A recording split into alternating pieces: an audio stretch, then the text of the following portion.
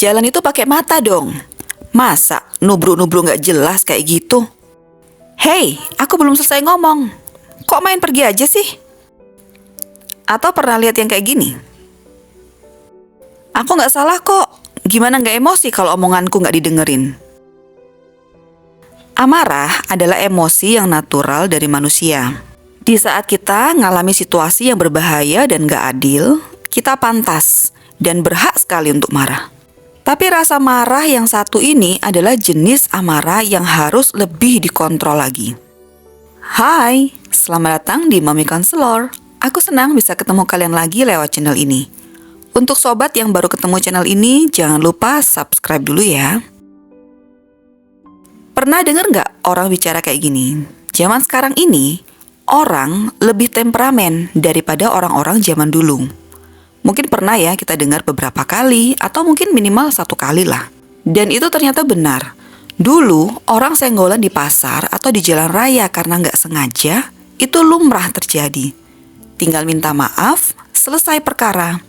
Tapi sekarang ini, biarpun kita sudah minta maaf, sampai membungkukkan badan, bahkan sampai menyentuh tanah sekalipun, kata-kata mutiara dan umpatan wajib keluar dulu dari mulut. Tegang urat leher, baru berlalu. Itu pun sambil mengomel, panjang kali lebar. Coba jujur, siapa yang gak pernah begitu? Aku sendiri pun beberapa kali gak bisa menghindar dari reaksi semacam itu. Lebih-lebih kalau emosi ini lagi gak stabil. Gara-gara capek sama kerjaan mungkin, atau lagi mendam amarah sama pasangan. Bisa jadi alasan tuh yang bikin emosi ini jadi nggak stabil. Hasilnya ya senggol dikit menyala emosiku. Apa sih yang sebenarnya mau kita bahas kali ini? Marah karena kesenggol atau membanding-bandingkan orang? Bukan dua-duanya. Kali ini kita mau bahas sesuatu yang cukup serius sobat. Suatu ledakan emosi yang beberapa tahun belakangan ini yang kalau diteliti lebih jauh lagi, itu menjadi salah satu kunci penyebab banyaknya kasus bullying yang terjadi di negara kita. Meskipun ajakan untuk berhenti tidak jemu-jemu disuarakan oleh mereka yang turut prihatin dengan keadaan ini.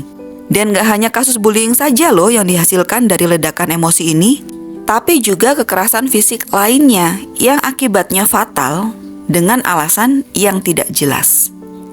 Anger issues. Masa sih anger issues bisa jadi penyebab tindak kekerasan?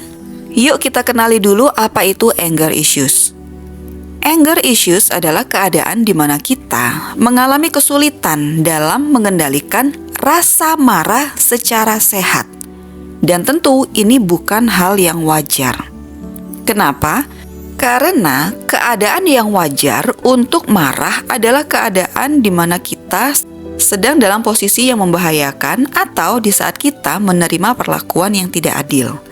Sedangkan anger issues adalah amarah yang meluap-luap dengan penyebab yang relatif sepele, seperti yang aku contohkan tadi. Kesenggol orang di pasar mungkin, diajak ngomong gak didengar mungkin. Nah, semacam itu. Lalu gimana kita bisa tahu dalam diri kita itu ada ledakan emosi ini atau tidak? Kita bisa tes ya diri sendiri dengan beberapa pertanyaan berikut ini.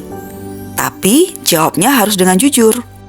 Pertanyaan pertama, gimana kita merespon situasi yang tampaknya menyudutkan kita, tapi dalam kerangka bercanda? Atau sindiran-sindiran kecil yang masih dalam batas wajar? Meluap-luapkah amarah kita seketika itu juga? Atau kita menanggapinya biasa saja? Meskipun ada sih sedikit rasa tersinggung yang muncul. Pertanyaan kedua, saat kita merasa marah, berapa lama biasanya amarah itu bertahan sampai benar-benar reda? Beberapa jam? Beberapa hari? Atau malah berminggu-minggu? Di mana konteks penyebabnya masih masalah sepele yang tadi? Pertanyaan yang ketiga, apa kita merasa marah yang benar-benar sulit dikontrol? Sampai badan gemeteran, gigi bergemeretak, keluar keringat dingin, dan jantung yang berdetak berkali-kali lebih cepat. Padahal lagi-lagi penyebabnya bukan hal yang seserius itu. Kalau dengan kata lain kita gampang sekali tersinggung, frustasi, dan juga mengalami gejala-gejala fisik seperti itu tadi, besar kemungkinannya kita menderita gangguan ini. Tapi tentu harus disertai dengan pemeriksaan lebih lanjut ya. Tidak bisa kita memutuskan begitu saja dengan cara sesederhana itu. Karena ini menyangkut masalah kesehatan mental yang akibatnya bisa sangat-sangat serius. Lalu, apa hanya karena candaan ringan saja kita tiba-tiba jadi punya gangguan mental, kesulitan mengendalikan amarah kayak begini? Jelas jawabannya tidak. Seseorang bisa mengalami anger issues karena ada beberapa penyebab di baliknya. Apa saja? Trauma. Ini basic reason kenapa sampai seseorang itu menyimpan rasa marah yang cenderung tidak bisa disembuhkan. Contoh traumanya ya bisa bermacam-macam. Karena diabaikan oleh orang tua dan keluarga, pelecehan, atau hal-hal yang merugikan lainnya yang menyebabkan seseorang jadi kesulitan mengelola emosinya. Stres yang berkelanjutan. Perasaan tertekan, depresi yang terus-menerus itu bisa banget jadi pemicu kemarahan yang tidak terungkapkan secara tuntas. Jadi, jangan biarkan keadaan ini berlarut-larut, bisa bahaya mental kita. Lalu alasan selanjutnya adalah masalah kesehatan, mental maupun medis. Kesehatan mental yang terganggu jelas mempengaruhi kemampuan seseorang untuk mengatur emosinya. Sedangkan secara medis, faktor keseimbangan kimia otak itu memegang peranan penting untuk regulasi emosi. Sehingga kalau ini terganggu, maka kemarahan itu jadi hal yang sulit untuk dikendalikan. Seperti pada pengidap OCD, ADHD, ODD, dan juga gangguan bipolar. Untuk yang tadi aku sebutkan, kita akan bahas lebih lanjut di sesi-sesi The Mentor selanjutnya ya sobat.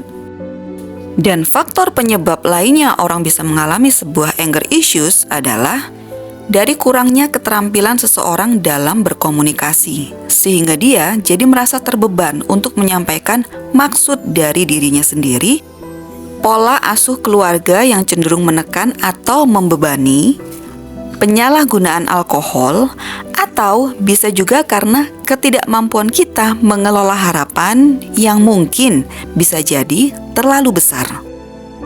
Nah, dari penyebab-penyebab anger issues tadi itu, pasti kita jadi ingin tahu kan, apakah ledakan emosi ini berbahaya? Kalau iya, apa sih bahayanya? Dan gimana solusinya? Cara mengatasinya supaya ledakan emosi ini nggak membuat kita lama-lama jadi pribadi yang terganggu. Dan akhirnya juga akan mengganggu kehidupan pribadi kita dan hubungan kita dengan orang lain. Pembahasan tentang ini akan aku lanjutkan di part 2 ya sobat. Karena sepertinya video ini akan jadi terlalu panjang nantinya. Untuk itu kalian simak ya pembahasan anger issues part 2 di segmen The Mentor berikutnya di minggu depan. Makasih untuk dukungan kalian semua. See you in the next video.